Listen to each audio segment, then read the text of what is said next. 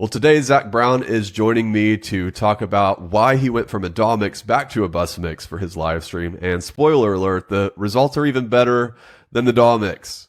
Now, I stumbled across Zach's YouTube channel when I launched my Wing Mastery course. He posted his honest review on the Behringer Wing about a year ago. And after watching it, I thought, man, I need to connect with this guy. So here we are. And if you're interested in Wing Mastery, which is the quickest way to master the Behringer Wing, I put a link in the description for that. But hey, Zach, how are you, man?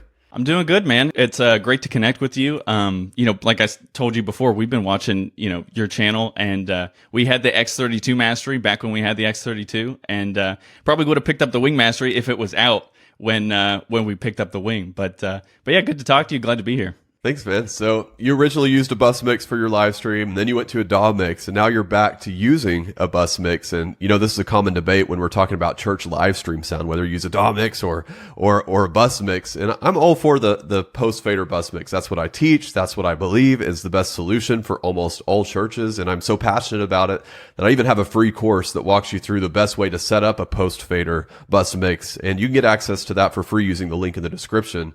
But as I've traveled around and done tech tours at these very large churches, I was shocked to find out that even they're using a post-fader bus mix. Like, I just knew 100% they're going to be using a DAW mix, and then they weren't. I was like, oh my gosh, I can't believe this. But let's back up in your story a bit. Why did you even switch to a DAW mix to begin with? Basically, it all started 2020. COVID's happening, right? And we go to live stream, when we weren't really live streaming before, just because it wasn't necessary at the time, so we're figuring out what we want to do, going forward. First off, I think the reason I kind of went that route is we did have the X32 at the time. And I was like, I know we could go with the bus mix.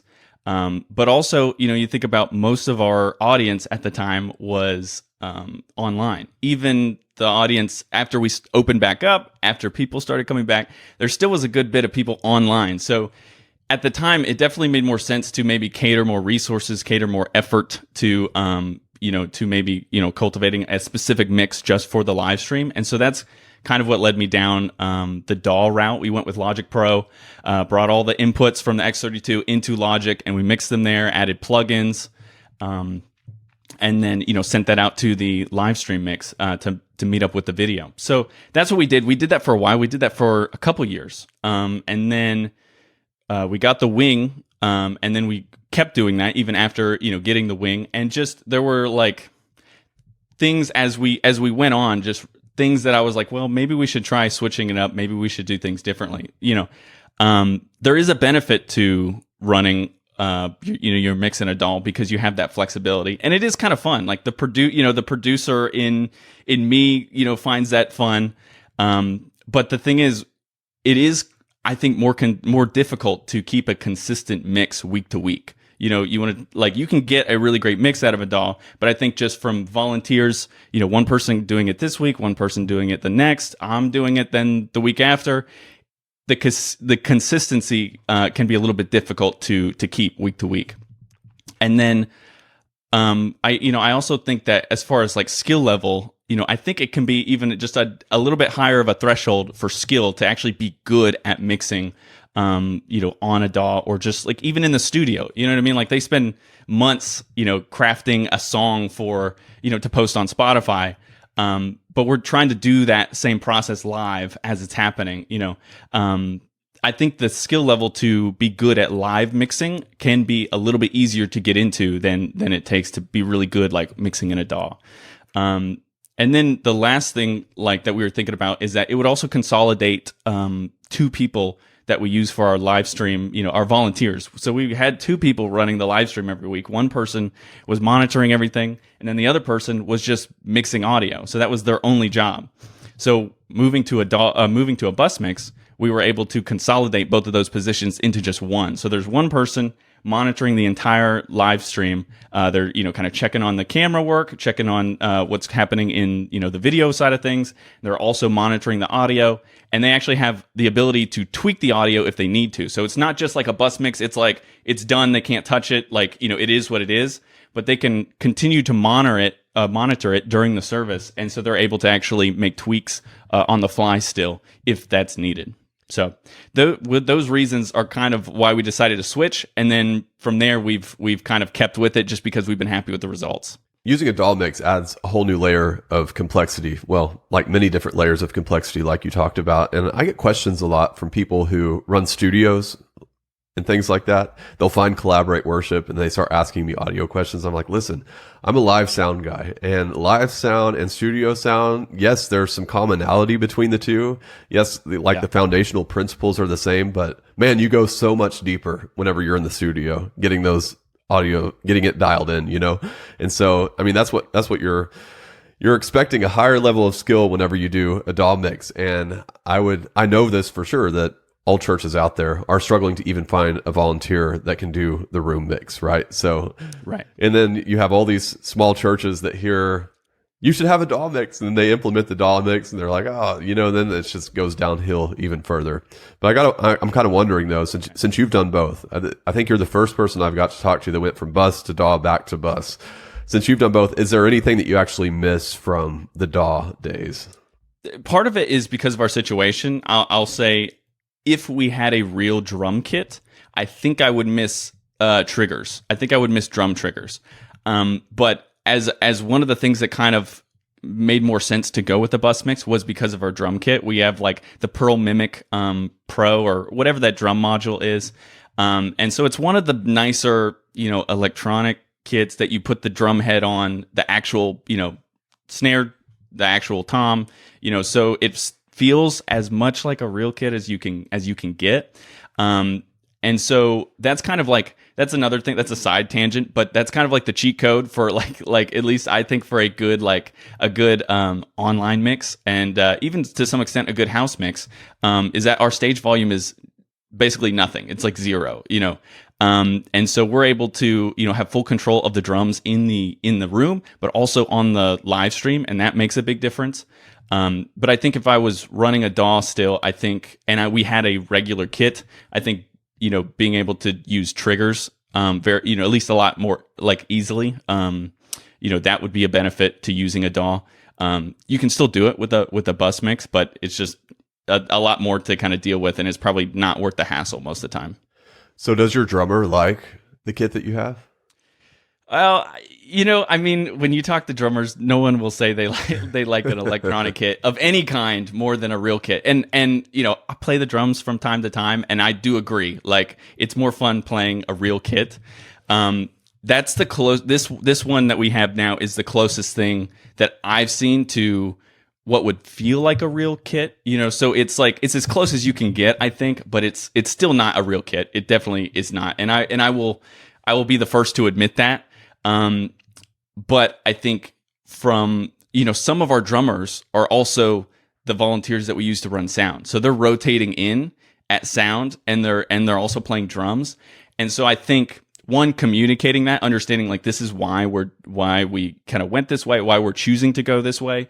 And then also them being behind the soundboard, being able to see that in action for themselves, right? You know what I mean? Because it's one thing to play the drums. It's another thing to be behind the soundboard, struggling to make the drums sound good or fit in the mix because they're overpowering, or, the singers, there's too much cymbal bleed in the mics. That stuff is, no fun to deal with. So, as I think a couple of our drummers are also sound volunteers, I think that helps kind of bridge that gap, and at least be like, I see the benefits here. I see why this is a benefit to do this. We are toying with the idea of giving one of those electronic kits a chance in our room, because our room's small. We don't even shield the drums. We just communicate with our drummer to play in a controlled manner, and it makes it work. But one thing that we always struggle with is we can never get the snare drum to actually sound like we want it to, because there's so much noise, like acoustical energy coming from the snare in the room, that we can't add a lot of it to the PA, so you don't get that punchy snare, and that's the most aggravating part about it. So it's good to hear your experience. I knew that it wouldn't be. I play the drums too, and it's just like, even if it feels the same as the stick hits it, you still don't get the vibrations of the sound traveling through the shell of the drum, Yep. Yeah, but it is what it is, right? You gotta take some, lose some. Yep. It's definitely one of those you got to give and take. Yep. So, but from a sound perspective, it's hard to beat. Yeah. It's like, this is again still a side tangent, but like that's probably one of the biggest things that has elevated our in-house mix and our live stream mix. just in sound quality. Yeah. You took a listen to it. I don't know if you thought anything specifically about the drums, that's something that you noticed, I did. I noticed they sounded perfect. Yeah, Yep. yeah. I mean, you feel it even on the live stream. You feel the punch of the kick. You feel the snap of the snare. Yep. And another benefit to that, just kind of continuing down the side, is the virtual sound checks. And this was a benefit to me when I was setting up our bus mix. So when we went back to a bus mix, I was recording multi-tracks of multiple services. So for weeks, I was recording multi-tracks of us on Sundays. And so when I'm going back and I'm setting up that bus mix, I'm able to play back multiple weeks of services. And besides people not being in the room, the congregation not being in the room, it sounds exactly like it did on Sunday. And so I'm able to set a mix that I like in-house, and then I can go to that bus mix and I can tweak it based on what I would consider, the perfect house mix. You know what I mean? As perfect as I can get it. So, that's kind of, I'm skipping ahead a little bit, but that's how we were able to, how I'm able to fine tune our bus mix and and our live stream mix with a house mix that sounds about identical to what it would on a Sunday. Well, this was a side tangent, but a hot topic. And so if those of you who are watching, just drop in the comments what you think about an electronic drum kit, because that always stirs up some wild discussions down in the comments, and I always enjoy that. Oh, for sure. Now, real quick, since you're a wing user, we talked about this a little bit before we hit record on this video, but you're not actually using a bus on the wing. You're using one of the additional main mixes, because on the wing you have 4 different main mixes that you can use. But we were just talking about that before, like what's the difference between these additional main mixes and a bus? And the only thing that we could figure out is that on that main mix, you have the option to do post fader or pre fader, and that's it. Whereas on a bus mix for your tap point, you either have tap point or post fader. So you have a little bit more flexibility on that tap point with the bus mix than you do with that main. But I mean, in this regard, when it comes to a live stream mix, I recommend setting everything to post fader anyway. Is that what you recommend as well? Yeah, for sure. I mean, because, as far as tap point, you're going to want the compression. You're going to want the EQ most of the time. You're going to want the, any effects that are on those channels. So just setting it to post fader at that point would be, I think, the way to go. Unless you had someone who wanted to sit there and, again, like mix that bus like on the fly. But again, for I think, consolidating for us, again, consolidating those positions to just one person and someone not having to, sit over the mix, a second person to mix just for the live stream, setting it to post fader.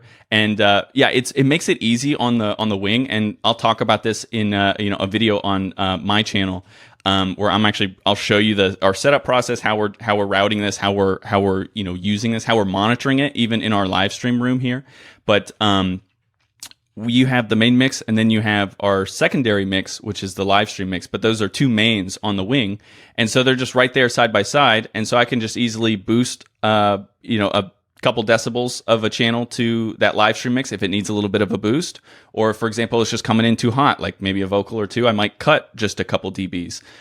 So it just depends, but on the wing, at least, it makes it very easy to see what you're boosting and what you're cutting to each of those, main mixes in a sense. So, but the same thing can be done for a bus mix as well. Yep. So regardless of what mixer you have, you can pull this off. And just to make this simple for everybody, the difference between like a pre-fader bus mix and a post-fader bus mix is a post-fader bus mix is going to follow your main mix. Like if you turn up vocal 1, it's going to also go up in the live stream. But you can also adjust, like he said, you can boost that vocal a little bit in the live stream, but it's still going to follow, just boost it a little bit based on what's in the main mix. And that's what I want. I want it to mimic the main mix, so I'm not having to monitor 2 different mixes all the time. But if you truly want an independent like bus mix, then you just set everything to pre-fader, and then you're going to have to go in there and mix your live stream. Now you won't have like an independent EQ and compression. All that's going to be the same in the live mix or in the room mix and in the live stream mix, but you do have control over the levels whenever you set it to pre-fader. Again, I don't recommend that. If you want to do it that way, that's fine, but my recommendation is a post-fader bus mix. Now that video that Zach talked about where he's going to walk you through how to get this all set up on the wing, we're going to put a link to that in the description. So be sure to go and check that out and pair it also with my live stream Sound Made Simple course. That one's free. There's a link in the description for that as well. Put those 2 things together and you're going to be golden. You're going to have this thing figured out. Well, Zach, thanks so much for joining me. What's the best way for people to stay connected with you? Just to YouTube, Zach Brown. If you type in, Zach Brown wing, I'll show up right there. Probably a couple videos down, but yeah, Zach Brown on YouTube. And then I have a website specifically for small churches who are looking to just grow in their skill or knowledge when it comes to digital media. And you can find all of that stuff at churchmediatraining.com. Yeah, and I have taken Zach's mini course on just setting the visual side of a camera, like the f-stop and all that stuff, which I'm an audio guy, I'm not a visual guy. And I remember, though, trying to learn all this years ago, and it was so hard to wrap my head around how to set exposure and white balance. It was just like, blah. And then I finally got it after a lot of pain and suffering. I was like, man, I wish I would have known Zach back then, because I watched his course and he made it so simple. And you can access that free course right on your website, churchmediatraining.com. Yeah. Awesome. Well, I highly recommend you go check that out, and also subscribe to Zach Brown's channel. And of course, if you're not subscribed here, what are you waiting for? Smash that subscribe button and ring the bell. And hey, we'll see you next time.